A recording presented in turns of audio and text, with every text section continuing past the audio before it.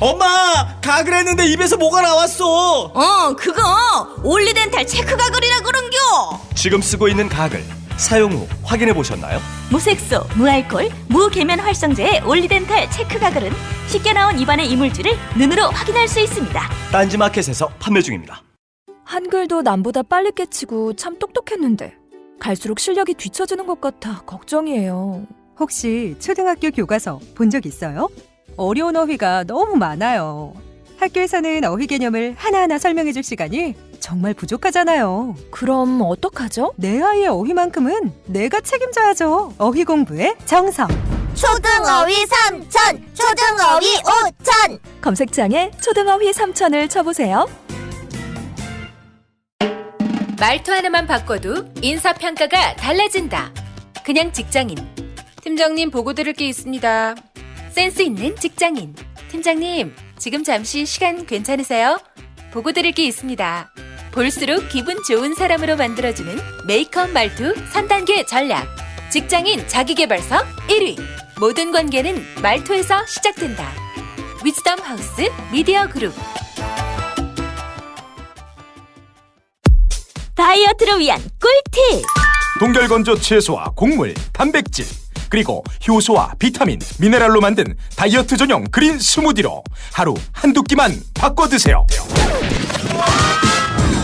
비타샵 그린 스무디 다이어트 1522-6648 1522-6648 혹은 비타샵을 검색해주세요.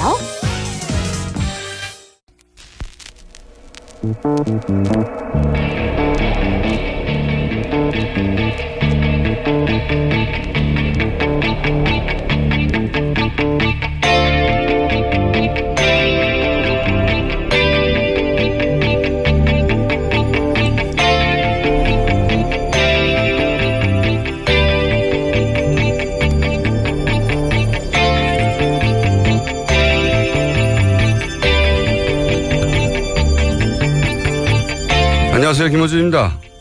지난 2005년 워싱턴 포스트는 포드 정부 시절 국가안전보장회의 문서를 폭로했는데, 문서에 따르면 부시 정부에서 대이란 강경책을 주도하던 딕 체니 부통령, 럼즈펠트 국방장관이 포드 정부에서는 정반대로 이란 핵산업에 대한 지원과 투자를 주장하고 있습니다. 미국이 원자로와 우라늄을 수출해 돈을 벌자는 거죠. 이후 사이가 틀어진 미국은 이란의 핵개발을 놓고 오랜 기간 갈등하다 2015년 오바마 정부에서 핵 합의를 성사시킵니다. 하지만 새로 들어선 트럼프 대통령은 이란 핵 합의가 잘못됐다며 이를 파기하겠다고 말해왔죠. 지난주 트럼프 정부는 이란 핵 합의를 확인하자며 이란 군사기지에 대한 사찰을 요구했고, 이란은 합의를 준수하고 있다며 반박을 했습니다. 실제 UN 국제원자력기구 IAEA는 보고서를 통해서 이란의 저농축 우라늄 양과 농축률, 중수 보유량이 합의 기준을 넘지 않아 이란이 핵 합의를 잘 준수하고 있다고 발표를 했습니다. 하지만 트럼프는 아랑곳하지 않습니다. 어제 북한은 수소폭탄 실험을 했죠. 북한은 국제사회 룰을 따르지 않습니다. 우리에게 정말 위험하고 골치 아픈 존재인데, 그런데 이 북한 문제를 함께 해결할 미국 역시 자국 이익에 따라 합의를 깨운 역사 깁니다. 여전히 우리 보수는 미국만 쳐다보자고 하는데 미국만 쳐다봐서 이 문제 해결이 안 됩니다. 이 문제는 결국 우리 주도로 해결해야 한다. 김원준 생각이었습니다.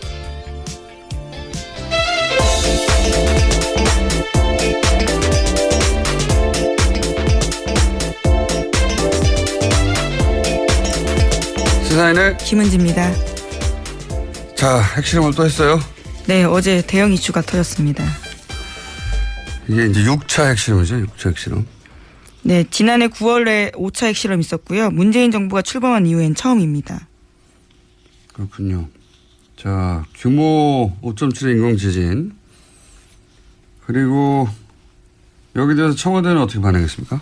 네, 청와대 반응부터 먼저 전해드리면요. 이에 대해서 당연히 용납할 수 없다라는 입장인 건데요. 네, 문재인 대통령은 국가안전보장회의 긴급 소집했습니다. 문 대통령은 북한에 참으로 실망스럽고 분노하지 않을 수 없다라고 밝혔는데요. 또 국제사회로부터 고립을 더욱 가중시키는 실로 어처구니 없는 전략적 실수를 자행했다라고 비판했습니다. 정우영 청와대 국가안보실장은 북한을 완전히 고립시키기 위한 유엔 안보리 제재 결의 추진 등 모든 외교적 방법을 강구해 나가겠다라고 밝혔습니다. 트럼프 대통령이 또 무슨 성명을 발표한 게 아니라 트윗을 했어요. 또 여기서. 네. 트윗을 남겼습니다. 어제 저녁이었는데요. 이렇게 남겼습니다. 자신의 트위터를 통해서 북한이 큰 핵실험을 감행했다면서 그들의 말과 행동은 여전히 미국에 매우 적대적이고 위험하다라고 비난했는데요. 또 그러면서도 한국에 대해서도 언급했습니다. 자신이 말한 대로 한국은 대북 유화책이 통하지 않을 것이라는 사실을 깨닫고 있다면서 그들은 하나만 안다 이렇게 언급했습니다. 또 중국에 대해서도 언급을 했는데요. 북한은 심각한 위협이 되어버린 불량 국가라면서 그들을 도우려고는 하지만 거의 성과를 거두지 못하고 있는 중국에도 창피가 되고 있다라고 비난했습니다. 한마디로 뭐 자기는 다 알고 있었다는 얘기죠. 자기는 잘했는데 그런데 이제 실제로는 자신도 대화하겠다고 했다가 화양과 분노 얘기했다가 김정은 존경한다고 했다가 다시 또 대화하자고 했다가 이게 이제 얄팍한 이들의 특징이죠. 자기가 분리할 때 자기도 같은 말 했으면서 상대에게 내가 뭘 했어 이러는 거죠. 예. 네, 그래서 미국 내에서도요. 트럼프 대통령의 이야기가 두서없다라는 비판이 나오고 있습니다. 뉴욕타임즈도 비판을 했다고 보도가 됐던데. 예. 네, 트위터에 대한 내용에 대한 비판인데요. 트럼프 대통령이 문재인 정부에 대해서 부당하게 듣기 싫은 소리를 했다라고 지적했습니다. 그러니까 뉴욕타임스 같은 경우에는요. 트럼프 대통령의 이 같은 인식은 잘못된 것이고 북핵 문제 해결을 위해서 한미 공조에도 장애가 될 수 있다는 전문가들의 우려를 전달했습니다. 이런 얘기는 미국 내에서 정말 많이 나와요. 예. 저희가 조만간 그러니까 지금의 북핵 위기는 물론 북한의 책임을 동시에 언급해야 하지만 트럼프가 자초했다는 얘기도 그런 분석도 많이 나옵니다. 자, 여기에 대해서 또 청와대 뭐라고 했습니까? 이 트윗에 대해서. 예, 트럼프 대통령 트위터에 대해서요. 우리는 동맹국들과 함께 평화를 통한 한반도의 비핵화를 포기하지 않고 추구해 나갈 것이다 라는 입장 밝혔습니다. 또 한미 양국은 긴밀한 공조를 바탕으로 북한에 계속되는 도발에 대응해 국제사회와 함께 최대한 강력한 제재와 압박을 가하는 일치되고 확고한 입장을 견지하고 있다라고도 밝혔습니다. 그렇군요. 자, 핵실험은 작년에 2번 했어요. 예. 박근혜 정부 시절에도 총 4번을 했나요? 작년에 2번을 했고. 올해 이제 문재인 정부 들어서 처음 하는 건데, 북한이 이제 룰을 깬 역사도 길지만, 오프닝에서 얘기했지만, 미국이 자국 이익에 따라 손바닥 뒤집은 역사도 아주 길어요. 이란 얘도 금방 들었지만, 최근 전쟁을, 더 추가 파병하는 아프간 탈레반도 미국에 지원을 했거든요. 그리고 미국에 대량 살상 무기 있다면서 거짓말이었죠. 예, 제거한 후세인도 애초에 미국이 지원을 한 상대고. 아주 긴 역사가 있죠. 북한은 아마 이제 미국을 보면서 카다피를 떠올리겠죠. 카다피가 실제 미국하고 핵실험 금지 조약 맺고 원자로도 미국이 들어와서 폐쇄했거든요. 경제 제재. 그러면서 경제 제재 걷고 나서 테러 지원국 명단의 삭제. 그리고 나서 리비아 그러는 사이에 리비아 반란군을 조직해서 결국 카다피를 제거하죠. 이런 생각을 하겠죠. 북한 입장에서는 또. 예. 미국은 뭐 언제나 자국이 우선으로 약속을 지키기도 하고 지키기도 했으니까. 이런 이야기를 우리 언론이 워낙 잘 안 하니까 미국 중심으로만 얘기해 보니까 잠깐 언급을 했는데 이란 핵 합의도 오바마가 최대 성과로 한 거는 트럼프는 깨겠다고 했거든요. 잘못됐다고. 예. 그래서 원자력 기구에서 사찰해서 보고서 냈는데 잘 지키고 있다고. 지난 중간에 못 맺겠다고 이제 군사시설, 핵시설 말고 군사시설 사찰하겠다고. 그걸 누가 응하겠습니까? 그거 응하지 않으면 세컨더리 제재하겠다고 하고 있어요. 예. 우리 보수 항상 미국한테 이제 문제 해결을 맡겨야 한다고 그래 왔잖아요. 예. 그런데 미국에게 북핵 문제를 다 맡겨버린 게 지난 10년이에요. 그런데 10년 동안 핵실험은 계속됐고 박근혜 정부 시절에는 작년에도 2번 했습니다. 2번. 가장 미국 말을 곧이곧대로 따랐는데 그리고 그 기간 경제 제재를 계속 했는데도 실험을 계속 해왔단 말이죠. 그러니까 지금도 이제 보수 진영에서 미국과 얘기를 잘해라. 사드를 빨리 배치하라고 하는데 사드를 배치한다고 뭐 핵실험 안 합니까? 결국은 미국이 협상 테이블에 나와야 된다. 제 생각이지만 우리 정부 역량은 거기 집중돼야 된다. 예. 이 문제는 저희가 3부에서 정세현 전 장관 연결해서 다시 한번 짚어보기로 하겠습니다. 자, 다음 수는요. 네, 북한의 핵실험이 있기 직전에 미국 트럼프 대통령은 이번 주 한미 FTA 탈퇴 여부 결정할 수 있다라는 이야기도 했었습니다. 참모들에게 한미 FTA 탈퇴 준비를 지시했다라는 워싱턴 포스트 보도를 확인하는 기자들에 대한 답변에서였는데요. 워싱턴 포스트는 트럼프 대통령이 FTA 잔류하면서 일부 조항을 수정하는 재협상을 결정할 수도 있지만 이번 주 공식 탈퇴 절차에 착수할 수 있다고도 보도한 바 있습니다. 트럼프 대통령의 협상 전략은 블러핑인 것 같아요. 이게 기업을 할 때는 잘 통했나 봐요. 근데 국가 간에는 이게 잘 안 통하거든요. 왜냐하면 기업은 어쨌든 이해타산을 따져서 이익이 우선이면 하잖아요. 근데 국가 간에는 이익만 따지지 않거든요. 자존심도 세워야 되고. 이 트럼프 방식이 다른 국가한테 통하지 않는 중요한 이유 중에 하나입니다. 항상 이렇게 블러핑을 하는데. 자, 업체 얘기는 근데 워낙 긴 협상이 될 테니까 일단 이렇게 블러핑을 했다. 자, 다음 수는요. 네, 국가정보원 관련된 뉴스입니다. 지난 1일 검찰에 추가 수사 의뢰한 사이버 외곽팀 관련해서요. 민간인 팀장급 18명에 관련된 좀 더 자세한 내용들이 나왔습니다. 18명 중에서는요. 서울사립대학 유명 교수뿐만 아니라 롯데그룹 임원, 계약직 아나운서 등이 포함되어 있다고 합니다. 국정원은 보안을 위해서 대포폰만을 사용해서 팀장들과 접촉했고요. 수사 시 대처 요령 등에 대해서도 정기적으로 교육했다라고 합니다. 여기 이제 사립대학 유명 교수나 롯데그룹 임원은 뭡니까? 네, 아직까지 특정되진 않았는데요. 한겨레 신문 보도에 따르면 롯데그룹 임원도 수사 의뢰된 팀장급 18명에 들어가 있다고 합니다. 유명 교수도 그렇고요. 계약직 아나운서, 방송국 뭐 기자 얘기도 잠깐 나왔었는데 지상파. 네. 이거 이제 수사가 진행되겠죠. 예. MBC에서 라디오 진행자로 활동했던 롯데 그리고 롯데 임원 국정원이 손을 뻗치지 않은 곳이 없었어요 보면. 예, 민간인 팀장 규모가 생각보다 넓어서요. 더더욱 더 넓어질 가능성도 있을 것 같습니다. 사회 각 분야에서 굉장히 정상적이고 도저히 국정원 임무를 수행한다고 상상하기 어려운 사람들. 근데 이제 제가 계속 하는 질문은 이렇게 구축한 시스템 을 이명박 정권에서만 가동하고 박근혜 정권에서는 일시에 모든 일을 다 관뒀느냐. 예. 왜냐하면 이런 민간인 댓글 팀원들이 드러나지 않았단 말이죠. 박근혜 정부 시절에도. 들키지 않았는데 스스로 관뒀단 말인가. 예. 이 질문은 계속 전 유효하다고 봅니다. 네, 관련해서 JTBC가 보도한 바가 있습니다. 주말 동안인데요. 최근 국정원 적폐청산 TF가 박근혜 정부 시절 국정원도 친정부 성향의 사이버 댓글 활동 벌인 정황 파악했다라는 겁니다. 그래서 TF에서는요. 박근혜 정부의 국정원 고위 관계자들에 대해서도 국정원법 위반 혐의 적용 가능할 것으로 보고 있다고 합니다. 저는 뭐 박근혜 정부에서도 들키지 않았는데 스스로 관뒀다고 보기는 어렵고 계속 지속됐을 가능성이 대단히 높다. 근데 그중 실마리들이 나오는 것 같은데. 두 번째 질문은 저는 지금은 안 하는가 합니다. 지금은.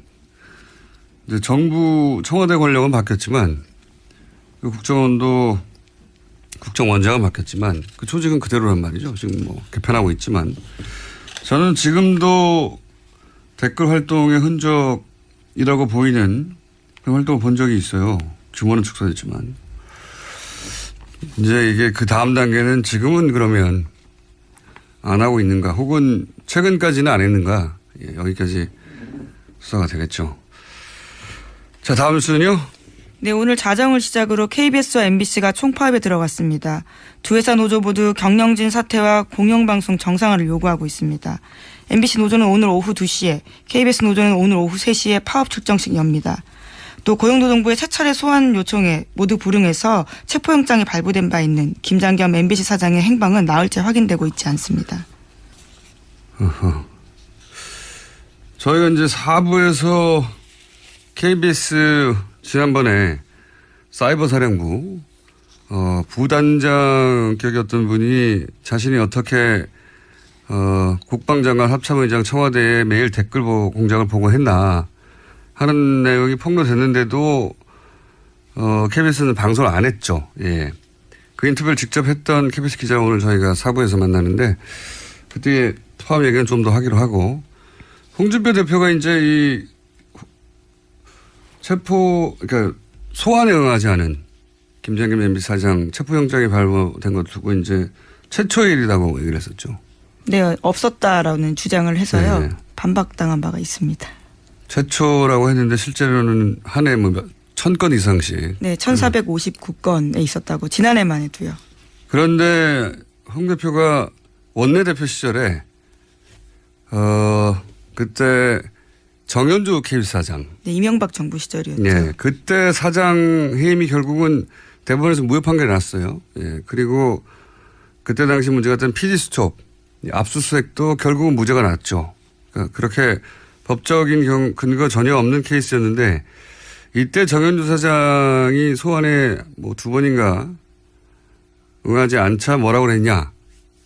지금 내각과 청와대가 지금 다시 세팅이 돼서 국정을 운영하고 있습니다만 지나고 난 뒤에 지금까지 가만히 국정 돌아가는 것을 보니까 왜 정권을 교체했는지 답답하기 이를 데 없습니다. 촛불 정국에서 강요들은 비겁하게 뒤로 숨어버리고 자기들이 앞장서서 앞에 나가서 온몸으로 국민을 설득하고 국정을 이끌어 나가야 됩니다. 그리고 앞장서서 문제를 해결하겠다는 그런 의지도 없어요. 저는 왜 정권이 바뀌었는지 이해가 안 됩니다.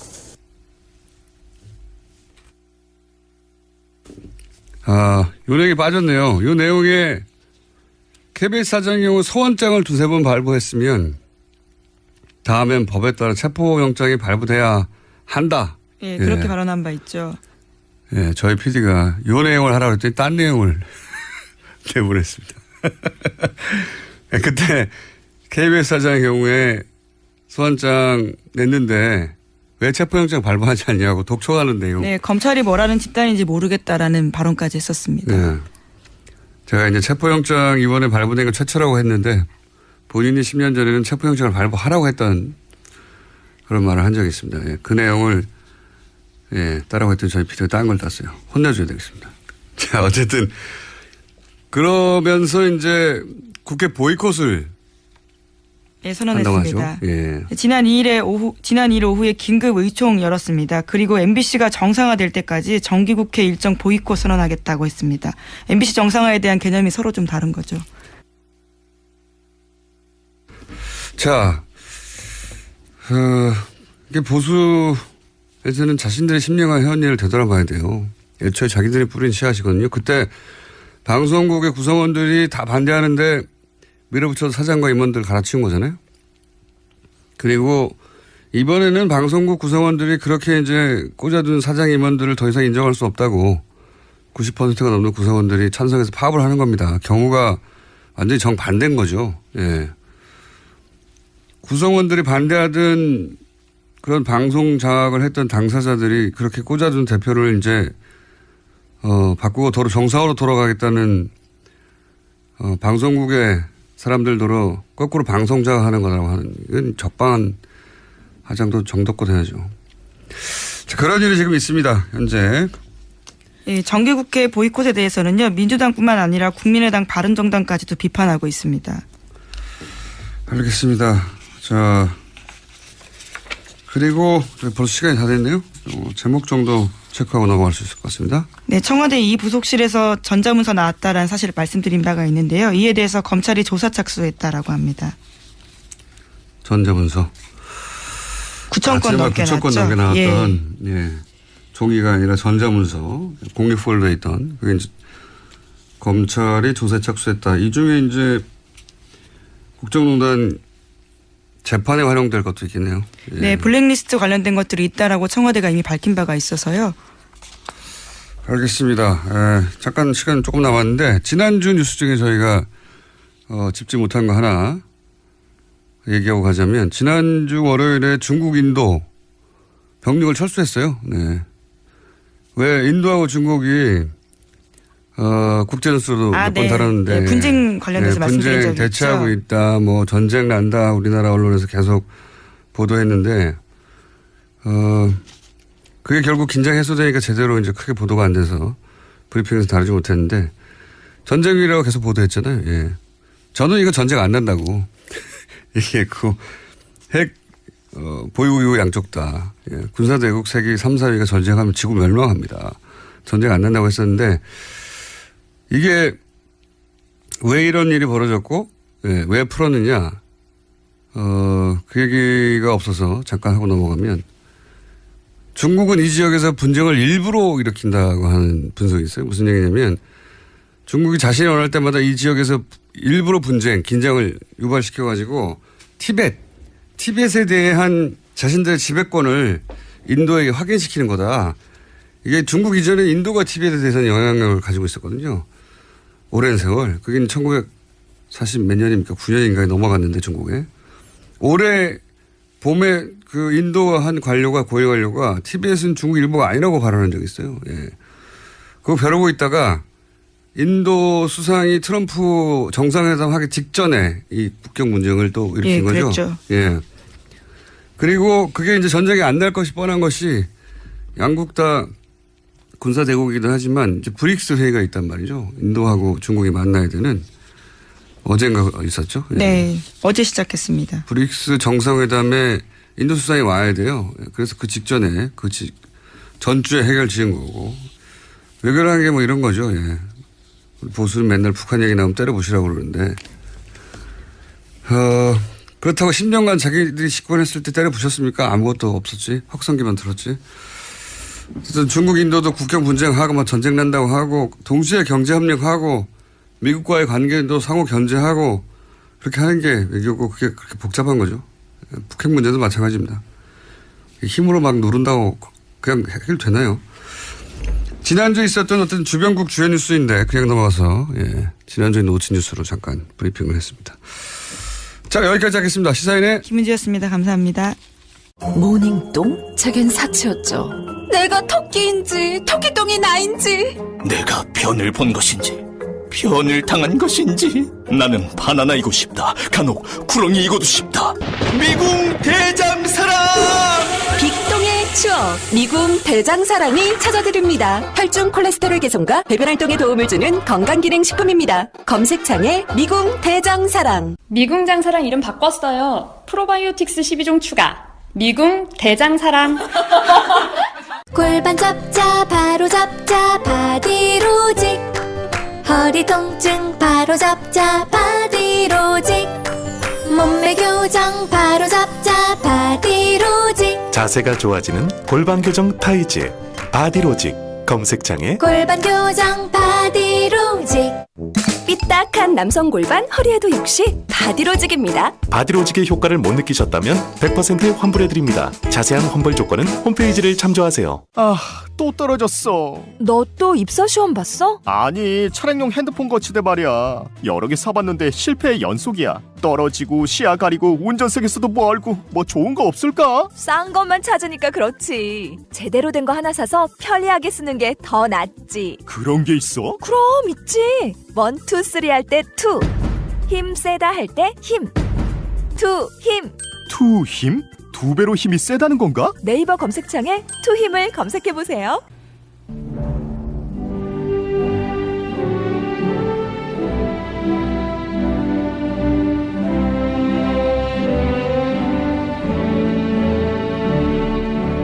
친애하는 국민 여러분, 안녕하십니까?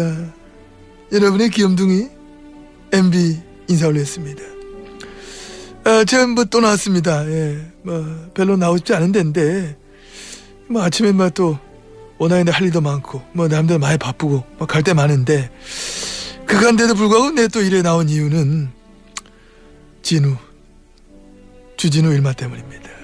이마 또 뭔 소리 안지 내가 감시를 좀 해야 돼가지고 골치 아파 죽겠네 진짜. 아이고 진우야 니 또 나왔네 까꿍.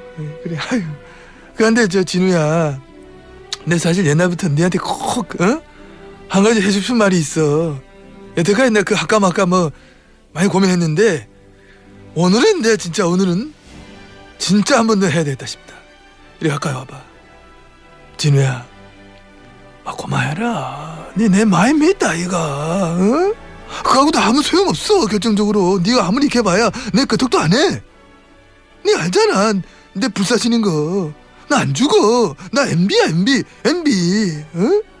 니 같은 거 잡혀가 내가 그거 할 것 같은데 이 자리에 있지도 않지. 제발 좀 정신 차리라 진우야.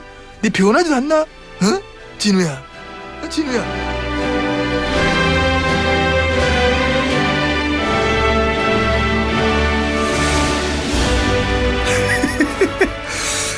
네. 주진우 기자 나왔습니다. 안녕하십니까? 안녕하십니까? 네, 저희가 지난 2주간 BBK 관련해서 처음 등장하는 다스 청와대 민정 문서들을 공개했는데 특종인데 다뤄주는 것이 없어서 뉴스공장에서 계속 다루겠습니다. 다뤄주지 않는 거는 주진우 기자 책도 마찬가지 이명박 추적기라고 지금 베스트셀러 1위죠. 예. 네. 안 다뤄주고 있습니다. 네. 네.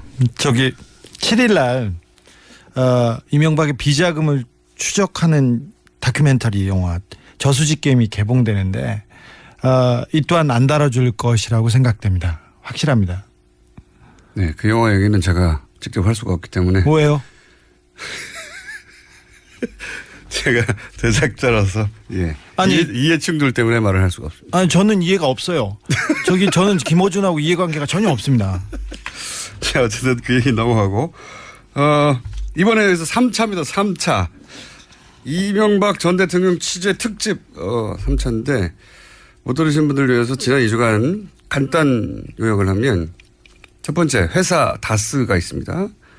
이명박 전 대통령의 형 그리고 처남 공동명의로 된 자동차 시트를 생산하는 회사예요. 근데 왜 중요하냐면 이명박 후보 시절부터 실소유주 논란이 있었기 때문이고. 네, 다스입니다. 다스. 예.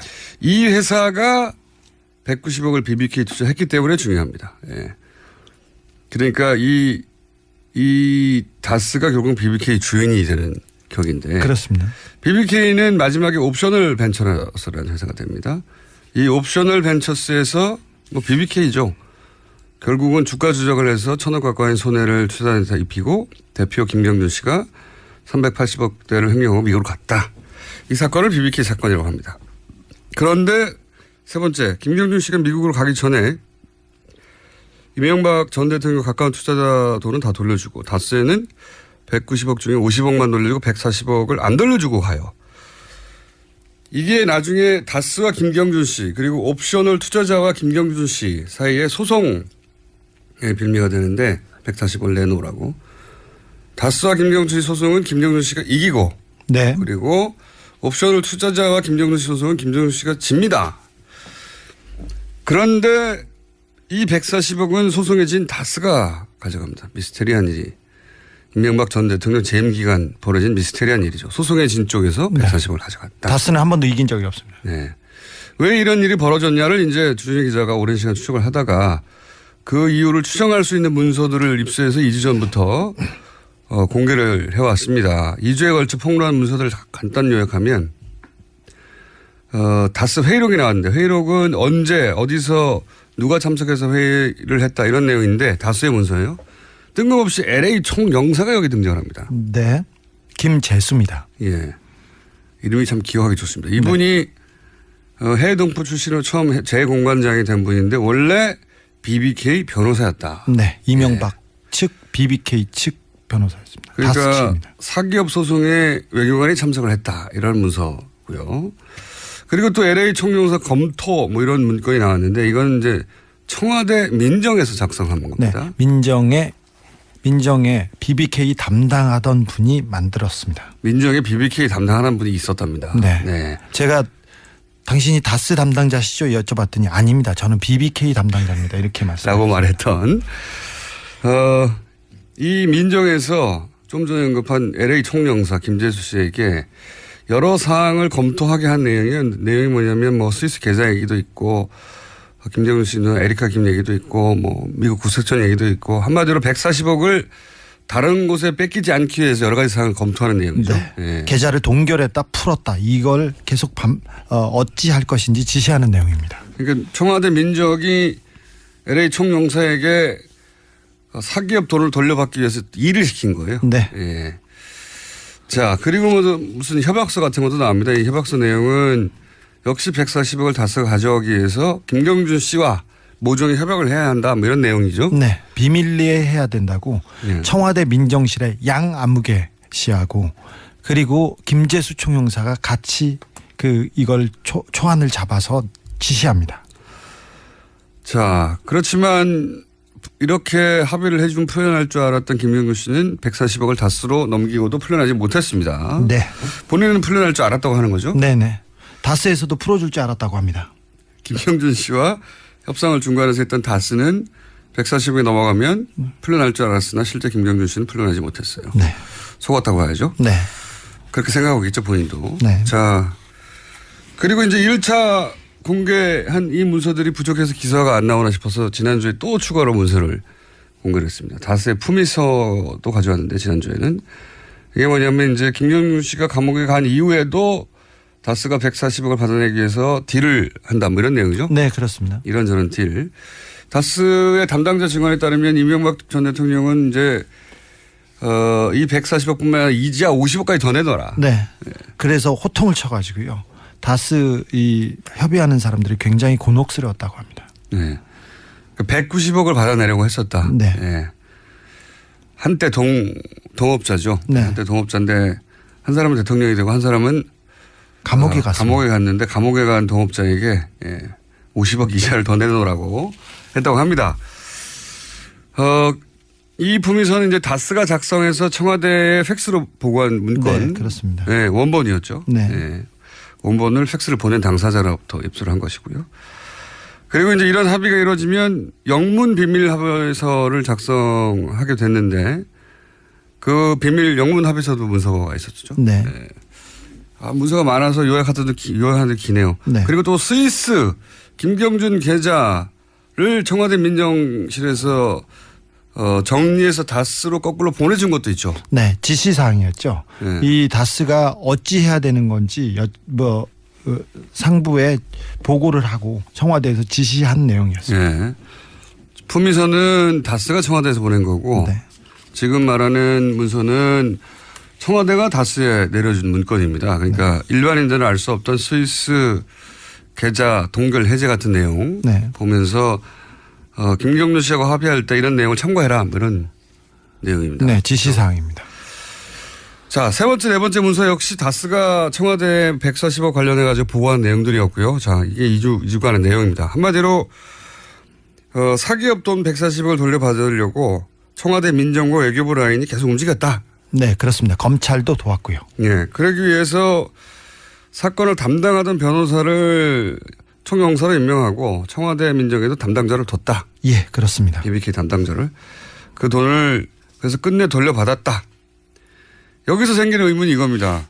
이명박 전 대통령이 자기 재산도 아니라고 했는데 네. 이렇게까지 할 이유가 뭐냐. 이게 사실은 이명박 전 대통령 재산 아니냐.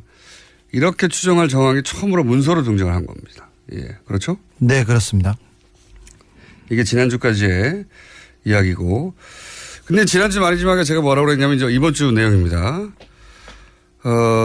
다스가 이명박 전 대통령 형 이상은 씨하고 처남 고인이 됐죠. 김재동 씨 재산이라고 했는데 그래서 이명박 전 대통령 친인척 사랑이 너무 깊어가지고 물론 친인척 사랑이 깊다고 해서 이렇게 청와대 민정과 외교관을 움직이면 안 됩니다. 네. 하지만 어쨌든 본인 재산이 아니라 친인척 재산이어서 도와주려고 그랬던 거 아니냐. 그럴 수도 있지 않겠느냐. 그럴 수도 있지 않겠느냐라고 했고 그래서 이번 주에 요구하기를 다스의 소유 문제하고 관련된 문서. 네. 이걸 한번 이번에는 공개하겠다. 예. 오늘도 핑크빛 보따리를 잔뜩 들고 왔는데.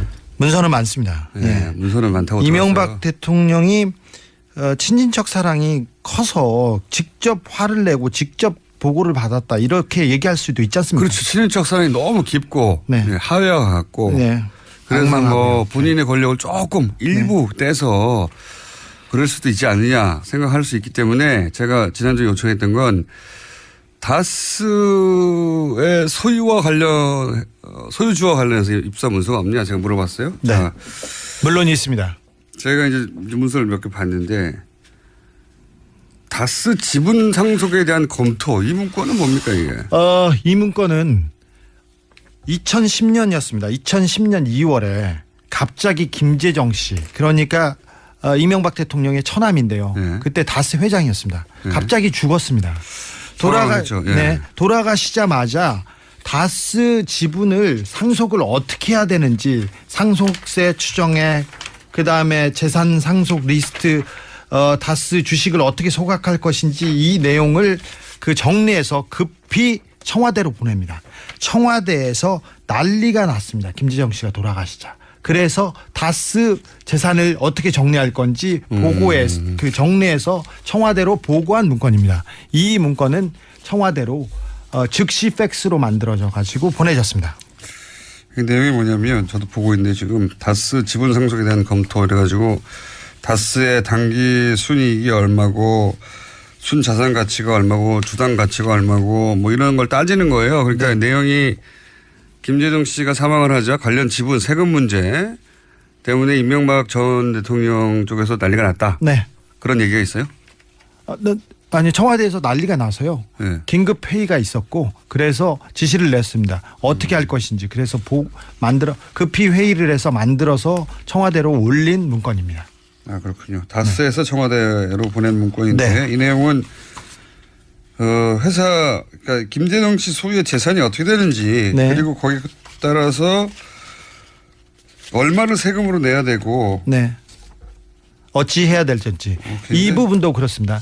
유언이 어떻게 됐는지 그리고 상속 절차를 어떻게 해야 되는지 이런 내용이 있습니다. 그런데 특이한 것은 이 서류에 김재정 씨 부인이나 김재정 씨 아들 이름은 한 번도 등장하지 않습니다. 그러니까요. 상속을 따질 거면 일단 가족이 어떻게 상속할 것인지를 따져야 될 텐데 네. 그런 내용이 없어요. 이름이 없습니다. 전혀. 그런 내용이 전혀 없고 유언이 있을 때 유언이 없을 때 그리고 상속 절차 상속 세율 비상장 주식의 평가 그다음에 상속 재산을 기부할 경우 공익재단으로 만들 경우 이렇게 재산을 어떻게 처리할 것인지에 대해서 끊임없이 논의하는 자신은 재산이 아닌데 네. 재산이 아닌데 청와대에서 보고를 받습니다. 부인이나 자식이 의논해야 될 내용을 부인하고 자식이 얼마 갈지는 전혀 없고 네. 청와대에서 다스로부터 이게 회사의 지분 상속이 어떻게 되는지 자신 재산이 아닌데 관심을 가지는 것도 이상하죠. 이상하죠. 네. 네. 이상한데 그거를 관심을 가진 정도가 아니라 보고를 받는 건 더 이상하죠. 네. 그리고 그 문서에 유족들이 어떻게 받아야 되는지에 대한 내용이 전혀 없다는 거예요. 네. 그리고 재단 얘기가 나오는데 재단은 그 청계재단 그러니까 이명박 대통령의 재단 얘기가 나오고. 그러니까요. 네. 이게 이제 절반이 김재정 씨 거거든요. 김재정 씨 소유가 49%에 이릅니다. 네. 다스에. 최대 주주였습니다. 최대 주주죠. 형이 나머지. 네. 이상은 형이요. 거의 나머지고 두 사람이 거의 지배하고 있었는데 네. 근데 이제 김재정 씨가 최대 주주인데 최대 주주의 재산 상속에 관한 내용을 청와대에서 다스로부터 보고를 받았다. 네. 다스가 김재정 씨 유가족이 보고한 게 아니에요. 청와대에 보고한 것이죠. 네. 김재정 씨는 자신의 세금을 못 내서 그 세금을 내기 위해서 은행에 융자를 받기도 했습니다. 그러니까 돈이 없는 사람이었죠. 이명박 대통령 돈이 많아도 대출을 받는 사람이 있으니까요. 어쨌든 세금을 못 내서 대출을 받은 전력이 있습니다. 네. 예. 자, 이 상속 관련해서 보고한 거 말고 또 거꾸로 청와대에서 이거는 이제 다스가 청와대에 재산 상속 관련해서 이러이러하다고 보고를 한 것이고 청와대에서 다 들어가는 건 없습니다. 청와대에서 내려준 문건이 여기 존재합니다. 고 김재정 회장 상속세 관련해서 김재정 회장에서 상속세 관련 이 서류 형식을 보면 이게 공무원이 만든 서류 지난번 문서가 비슷하네요. 네, 비슷하죠. 그리고 김재정 회장 이 다스에서 만들지 않았다는 게 제목에서 보입니다. 근데 그 내용을 보면 어떻게 하면 이 상속세를 줄일 것이며 어디 재단으로 어떻게 해라 이런 명확한 지시사항이 담겨 있습니다. 근데 결국 다스가 그 세금 처리를 이 지시사항대로 했습니다. 그렇군요. 여기 두툼한 문서인데 고 김재정 회장 상속세 관련해 가지고 청와대에서 만들어서 내렸다는 문건 내용을 보면 상속세 어떻게 내야 되는지 이 상황별로 시나리오를 또 정리를 했어요. 네, 뒤에 시나리오가 있습니다. 1번안, 2번안, 3번안 이렇게 했는데 그래서 어찌 할 것인지 했는데 국세청, 캠코 그리고 여러 주변 공무원들이 있지 않습니까? 관 기관들이 도와줬어요. 그래서 김재정 씨 측 그러니까 다스 측에서는 상속세를 결국은 상속세를 결국은 주식을 통해서 주식으로 냅니다. 근데 보통 돈으로 내고 그다음에 부동산을 받는데 주식으로 받는 세금을 받는 경우는 굉장히 드문 경우예요. 왜냐하면 그 회사가 망하는 회사면 안 받을 것이고 잘 나가는 회사면 그게 더 같이 커질 수 있는데 그걸 왜 냅니까? 그래서 안 이루어지는 건데 그죠? 네. 근데 이번 김재정 씨 상속세 관련해서는 주식으로 냈어요. 네. 이게 왜 주식으로 나간 겁니까? 이 부분에 대해서는 그 돈이나 부동산으로 내면 그 재산 출처가 이렇게 파악되기 때문에 결국 회의 끝에 주식으로 그냥 대납하는 걸로 결론을 내렸다고 합니다. 그러니까 김재정 씨 재산이 차명이라는 의혹이 다시 제기될까 봐? 네. 이거는 청와대에서 그 결론을 내려서 다스에 지시한 내용입니다. 그러니까 이제 상속세를 내긴 내야 되는데 김재정 씨가 소유하고 있던 부동산이나 혹은 현금 납부가 되면 출처를 따지게 되고 그러면 출처가 파악이 되게 되고 그 과정에서 파악될 수도 있고 그래서 김재정 씨 재산이 차명일 수 있지 않느냐는 의혹이 제기될까 봐 아예 주식으로 납부한다. 예, 그렇습니다. 네. 그 결론에 도달하기까지 여러 가지 시나리오가 검토된 문서가 이거다. 네. 이 다른 문건이 내려진 문건이 있는데요. 각 대안별 상황표가 있습니다. 네. 군사 작전하듯이 했어요, 보니까. 네, 국방부에서 만든 것처럼 보이는데요. 이럴 경우 여기 연장이 안 될 경우 세금을 어떻게 하고 그 국세청에서 안 받을 경우 어떻게 하고 이런 내용이 담겨 있습니다. 대안이 8개나 했어요. 대안 1, 대안 2, 대안 3 해가지고 그래프로 쫙 그려서 상황표를 만들었습니다. 이거 실력 있는 사람이 많네. 네, 그거는 관계를 정확하게 파악하고 있지 않으면 전혀 알 수 없는 내용들입니다. 보통은 대안 1, 2 정도는 나올 수 있는데 대안 8까지 나와 있어요. 대안 8까지 나와 있는데 대안 8까지 간 이유 중에 하나는 보니까 결국 세금을 얼마나 덜 낼 거냐 이런 얘기네요. 네. 대안 상황을 시나리오별로 정리하고 그다음에 대안을 요약한 그런 서류도 있습니다. 여기는 대안 2개는 배제되고 6개만 살아남아가지고 대안 6개를 각각 진행할 경우에 장점과 단점 그리고 자세하네요. 네. 연평균 납부액이 얼마고 하여튼 돈에 관해서 굉장히 꼼꼼하게 서류가 작성되어 있고요. 눈길을 끄는 게 이게 있어요. 문서 중에 상속 재산 파악 및 세액 계산의 한계라고 하는 별도로 강조된 박스 문구가 있는데 뭐냐면 상속 재산은 상속인만 안다. 네. 그러면서 2007년 대선 당시 언론에 보도된 주식과 부동산만으로 상속 재산을 평가하라. 네. 그러니까 무슨 얘기냐면 김재정 씨 재산을 다 알기가 어렵다. 너무 많은데. 네, 다 알기가 어렵다. 그러니까 대선 때 언론에 공개된 것만 가지고 상속세를 내자.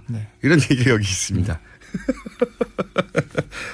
재밌는 내용이네요. 네. 가족이 쓴 거나 그리고 그 회사에서 만든 걸로는 전혀 보이지 않는 내용들입니다. 자, 그리고 나서 또 문서가 있습니까? 또 있습니다. 상속에 관한 사항이라고 해서 김재정 씨 명의로 된 부동산 현황이라는 표입니다. 김재정 씨 명의로 된 그 부동산 현황을 청와대에서 파악한 부분인데요. 상당 부분이 이명박 대통령의 차명재산으로 보입니다. 아, 궁금합니다. 네. 땅이 많았네요. 네. 김재정 이렇게 상속에 관한 사항 해가지고 대지 전답 건물 등등 공제시가하고 뭐 면적 금액 쭉 해서 정리한 내용이고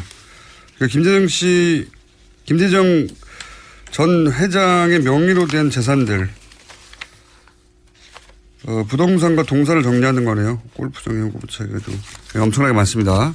그 리스트고요. 또 몇 개 보여드릴까요? 너무 많이 보여주면 지금 어렵지 저만 않을까요? 볼게요. 저만. 이 부분은 다스의 차명 재산들입니다. 차명 계좌들과 차명 재산들이. 그러니까 이게 CD하고 이거 굉장히 자세하네. 네. 여러 은행에 들어있는 여러 사람의 이름과 여러 사람 이름 옆에 금액이 적혀 있어요. 네. 그리고 그게 결국은 다스로 다시 다 모이게 되네요. 네, 그렇습니다. 예. 차명 재산들이었습니다. 차명 계좌들이고. 차명 계좌를 의심된다고 하죠. 예. 네. 여러 은행의 예금주와 그 예금주 아래 이름 뭡니까 금액과 그 금액을 옮기는 과정이네요. 네. 김재정 씨가 사망 후에 네. 재산을 옮기는 이 부분이 다 청와대에 보고되어 있습니다. 다스의 차명 재산이 차명 계좌가 왜 청와대에 보고돼야 되는지. 차명으로 보이는 계좌. 네. 그러니까 김재정 씨 재산을 정리하는 과정들입니다. 보니까 문서가 다. 네. 세금을 내고 그다음에 흩어져 있던 재산들의 명의를 바꾸고 네. 그런 문서들이네요. 네, 그렇습니다. 그리고 계좌 리스트에 있는 금액은 예금이 한 120억 정도 되네요. 120억. 이걸 쪼개서 수많은 사람한테 나눠줬다가 전부 명의가 변경되는 리스트. 굉장히 구체적입니다. 은행, 이름, 금액, 일자, 원금, 이자. 네. 자, 마지막 문서는 뭡니까? 이거는 뭐 한 직원이 다스 직원이 그 작성한 그 탄원서 같은 건데요. 탄원서. 네, 탄원서 같은 경우. 내용을 보니까 내용이 이런 내용이 있어요. MB는 다스가 자기 거니까 자기 아들에게 물려주고 싶어하고 여기는 회장은 이상은입니다. 회장은 욕심을 부려 법적 근거를 이용하여 자기 아들에게 지분을 주고 싶어하는 것입니다. 이렇게 얘기했습니다. MB 거니까 MB는 자기 아들한테 주고 싶어하고 회장은 지분을 주고 싶어하는 이런 내용을 보면 이게 누가 한 진술입니까? 이게 다스의 직원인데 다스 회장 그러니까 이상은 씨하고 친척처럼 삼촌 조카뻘로 지내던 직원입니다. 그러니까 특수 관계 때문에 다스의 이분 직접 나오거나 목소리로 나올 수 없어요? 이분이 직접 나오기는 힘들어요. 저도 그 얘기를 했는데 그래도 나와야지 이게 신빙성이 올라가고. 아니 다른 제보